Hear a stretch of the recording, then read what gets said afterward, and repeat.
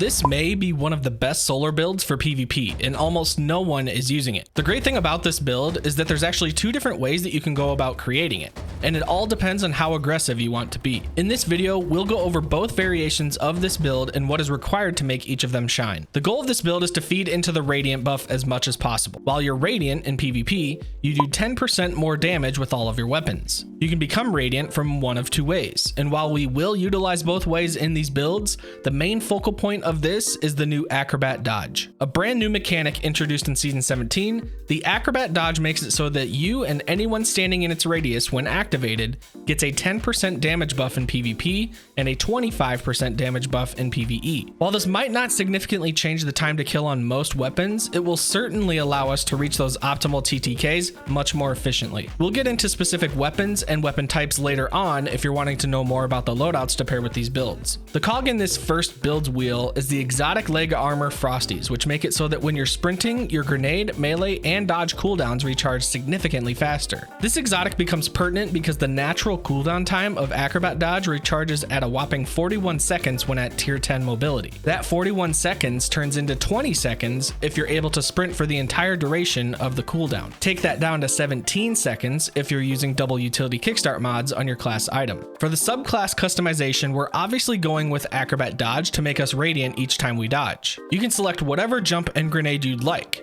and we're going to be going with the proximity throwing knife as our melee. The lightweight throwing knife is also an option here, as it will make you Radiant on any precision hit, but with proximity knife, we can simply apply the fragment Ember of Torches, which makes us Radiant on any melee hit. Proximity knife allows us to take advantage of the remote detonation as well as the explosive damage, making it a really easy option to activate this fragment. For aspects, we're going with On Your Mark and Knock 'em Down. Knock 'em Down is good if you're wanting to run Blade Barrage and give those knives some extra tracking capabilities. But we're also keeping in mind that Knock 'em Down also refunds our melee energy if we get a kill with our throwing knife while we're Radiant. In other words, if the proximity knife ends up killing someone, it will activate the Radiant buff for us, and it will totally refund our melee charge. On Your Mark is just a really synergistic part of this build. You basically get a mini dragon shadow handling buff to all your weapons whenever you dodge. For the remaining fragments, we're going with Ember of Solace to increase the duration of our Radiant and Restoration effects, Ember of Benevolence, which makes our melee, grenade, and class ability cooldown faster when we apply Radiant buff to an ally, Ember of Empyrean makes it so that solar weapon final blows will extend the duration of Radiant and Restoration effects,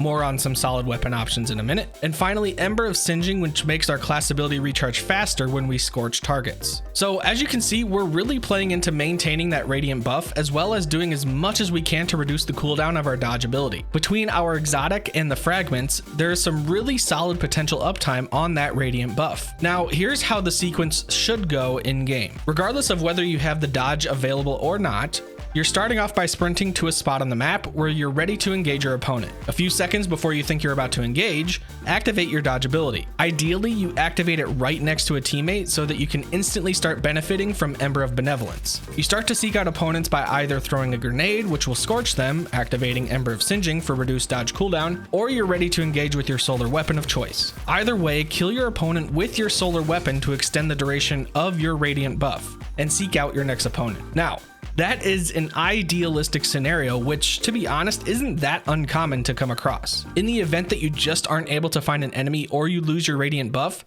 start running anywhere on the map to keep your Frosties buff active until you can start the process over again. So to recap, so far what this build is doing, Frosties will allow us to have almost a 20-second cooldown on the Acrobat Dodge, where it also increases our sprint speed after we dodge. We activate Classy Restoration, which is a seasonal artifact mod as of the release of this video. We get the max handling buff of On Your Mark from our aspect, and we get the 10% damage buff from Radiant. So much to profit from this build, and I would consider this build to be a little more aggressive as you're basically running around the map looking to start engagements as much as you can. If you're looking for something a little more meticulous that doesn't really require you to be constantly moving around the map, then the 6th Coyote exotic chest piece is where it's at. This simply gives us 2 dodge charges. I mentioned how interested I was in this build back in my previous video going over the top 10 most fun hunter PvP builds, as I found out just how often I was able to have my 10% damage buff active thanks to almost always having my dodge ability on cooldown even if I already had one charged up. The Coyote allowed me to pick and choose when and where to use my 10% buff without having to constantly sprint. With regards to aspects, fragments, and stat distribution, this build is exactly the same as the Frosty's build, but like I mentioned, caters a little more to the passive and diligent playstyle. The thing that can really differentiate these two builds though is the weapon you choose. And luckily there are a lot of good options to synergize with this build. Now in theory, any solar weapon is going to be just fine for this build. As long as it's solar and is something that you plan on using and getting kills with, you'll be able to keep your 10% buff going thanks to Ember of Empyrean. However, I wanted to highlight a select few weapons and weapon types that you might want to try out, as being Radiant will either change their time to kill or make it significantly easier to reach their optimal time to kill. I'm going to start with the obvious one that most people probably already know about, and that's Ace of Spades. Whenever you have Ace's exotic perk Memento Mori activated and you have your 10% damage buff, you can 2-tap anyone that has tier 9 resilience or lower. Ace is arguably the highest beneficiary of this build today. Borrowed Time is an aggressive frame solar SMG that you can get by focusing your Gambit engrams at the Drifter. Now, I know I just turned a bunch of you off as soon as I mentioned the word Gambit, but hear me out. This thing is an absolute menace with the right roll. I was fortunate enough to help out one of my buddies, Castle, in his all-encompassing SMG tier list. We ended up throwing the Borrowed Time in the S tier, given that you have some variation of the God roll. I got really close with hammer forged, high caliber rounds, rangefinder, and tap the trigger. And while Radiant, this thing stays at a 0.67 optimal time to kill, but instead of having to hit 9 headshots to reach that TTK, you only need to hit 6 headshots and 3 body shots. Like I said before, some of the weapons here won't have their TTK changed, but it will significantly affect how easily you can reach that TTK.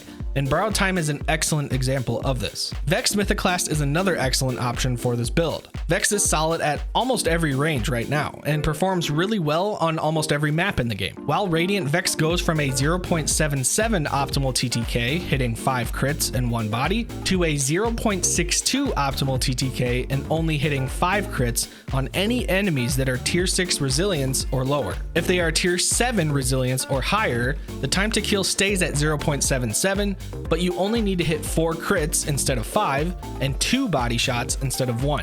Either way, Vex still shreds, and it's a perfect option for this build, barring that you've been fortunate enough to get it. Another great option, especially in this meta right now, is the BXR55 Battler Pulse Rifle. This is obtained from Xur's treasure chest just by turning in keys after completing Dares of Eternity. The great thing about the Battler, other than the fact that it's a pulse rifle and basically has infinite range right now, is that it can roll with kill clip. Just with the 10% Radiant buff, the Battler's TTK drops from a 0.87 to a 0.80, requiring 1 less shot to kill. But if you have kill clip and Radiant activated, that jumps down to a 0.53 time to kill for anyone at tier 7 resilience or higher, and a 0.47 time to kill against anyone running tier 6 resilience or lower. With the capability of hitting max damage at 35 plus meters and also being able to accurately hip fire thanks to its unique frame, the Battler should be in everyone's arsenal regardless of what build you're using. A couple other notable archetypes include 140 hand cannons, which go from being a 3 headshot kill